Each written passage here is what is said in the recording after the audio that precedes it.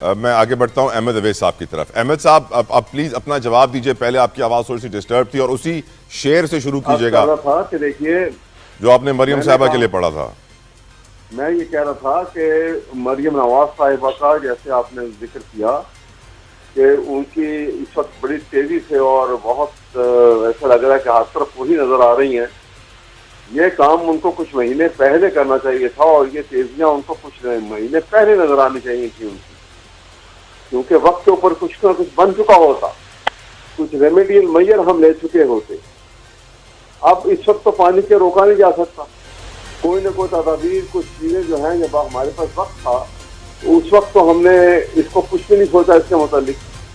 اور جس وقت فلڈ آ رہا تھا تو اس وقت زیادہ امپورٹنٹ تھا وہ جاپان کا وزٹ, اپنی پوری فیملیز کو بھی ساتھ لے کر اور اپنے نوکر چاکر جو ہے ان کو بھی ساتھ لے کر جانا ان کا ضروری تھا.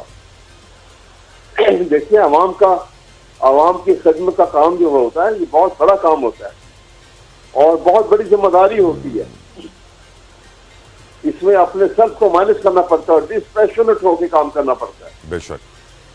تو اس لیے میں آپ کے سامنے عرض کر رہا ہوں, میں یہ نہیں ہے کہ میں ان کی مخالفت میں کوئی بات کر رہا ہوں, لیکن میں یہ بات کر رہا ہوں کہ جو وقت کے اوپر کام نہیں ہوگا, ٹائمنگ بہت ضروری ہوتی ہے, ہر چیز کی ٹائمنگ بہت ضروری ہے. اس کی بہت ساری پرابلم آ جاتی ہے.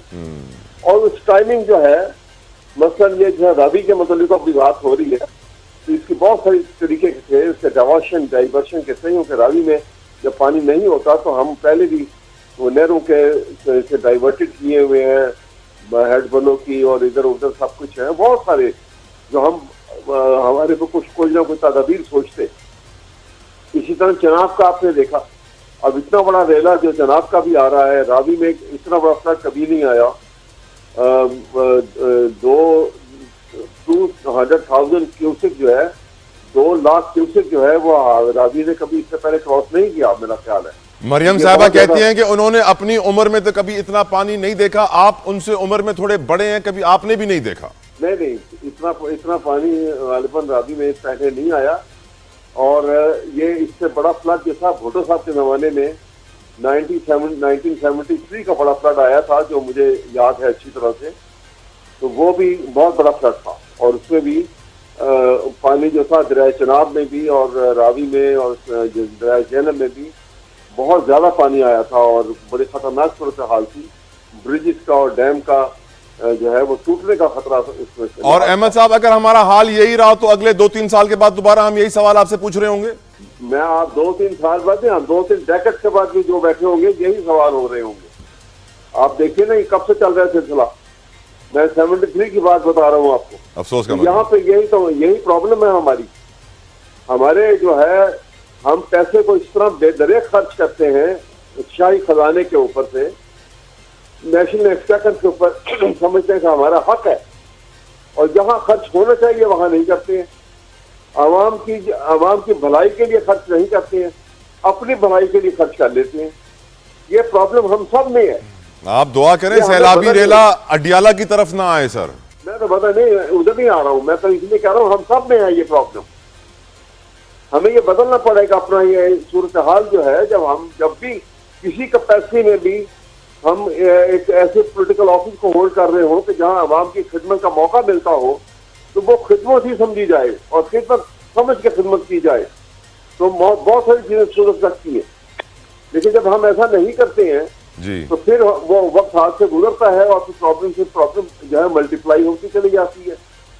وزیر اعظم کہہ رہے ہیں پرابلم ختم تب ہوگا جب چھوٹے ڈیم بنیں گے. آپ اگری کرتے ہیں؟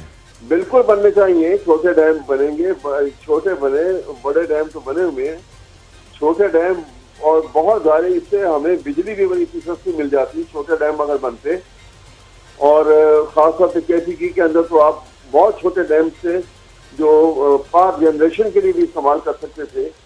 اور ابھی آپ کو اگر میں ایک یاد دلا دوں ایک واقعہ کہ یہ جو سر گنگا رام, یہ ارلی 19th سینچری کی بات ہے, یہ ارلی 20th سینچری کی بات ہے جی, کہ انہوں نے یہاں پہ ڈرانا خود میں یہاں اکاڑا اور ساہیوال کے قریب یہاں انہوں نے نہر کچھ زمین لی اور نہر کے اوپر انہوں نے نہر کے پانی کے اوپر ایک چھوٹا سا بند لگا کے اور انہوں نے باقاعدہ وہاں پہ 5 جنریشن کے پلانٹ لگا کے اب تک وہ چل رہے ہیں. واو. یہ اس زمانے کی بات بتا رہا ہوں اور یہ جس وقت ہسٹری, اور ہم لوگوں نے ان کو ختم کر دیا, ہم دوسرے کاموں میں لگ گئے. مارکہ حق میں کامیابی کے بعد مودی نے, سب جانتے ہیں, اپنی عزت کھو دی, جس کے بعد وہ ہمیں دھمکیاں دے رہا تھا کہ میں پانی بند کر دوں گا, پانی بند کر دوں گا, اور پانی بند کرنے کی اس نے بھرپور کوشش کی. پانی روکتا رہا, پانی میکسیمم لیول پہ آیا, بارشیں ریکارڈ سطح پر ہوئی, اور پھر اس کے اپنے جو بند تھے, جو اپنے ان کے چھوٹے ڈیمز تھے, وہ ٹوٹنا شروع ہو گئے, جو فوٹیجز آپ سوشل میڈیا پر اور اپنی اسکرین پر ابھی دیکھیں گے. جس سے معلوم پڑ جاتا ہے کہ یہ ایک پلان کے تحت بھی ہو سکتا ہے. اس آپشن کو آپ کمپلیٹلی ڈینائی آؤٹ نہیں کر سکتے ہیں. یقیناً مودی جیسا گندا شخص کسی حد تک بھی گر سکتا ہے, کیونکہ وہ نیتن یاہو کا یار ہے. نیتن یاہو جو بھوک کو ہتھیار بنا سکتا ہے, تو مودی پانی کو بھی ہتھیار بنا سکتا ہے. وہ پانی جسے بند کر کے پاکستان کو دھمکی دی جا رہی تھی, اسی پانی کا بہاؤ بڑھا کے سپل وے سارے کھول کے, دروازے کھول کے, پانی جمع کر کے ایک دم سے ساتھ چھوڑا گیا تاکہ بڑا سیلابی ریلا پیدا ہو. اب صورتحال یہ ہے کہ وزیر اعظم پاکستان میاں شہباز شریف چین کے دورے پر جا رہے ہیں 30 تاریخ کو, کیونکہ وہاں پہ شنگھائی تعاون تنظیم کا اجلاس ہے. اطلاعات کے مطابق رشین پریزیڈنٹ ولادیمیر پوٹن وہاں پہ آ رہے ہیں. ساتھ ساتھ مودی کے حوالے سے بھی کہا جا رہا ہے کہ وہ بھی وہاں پہنچیں گے.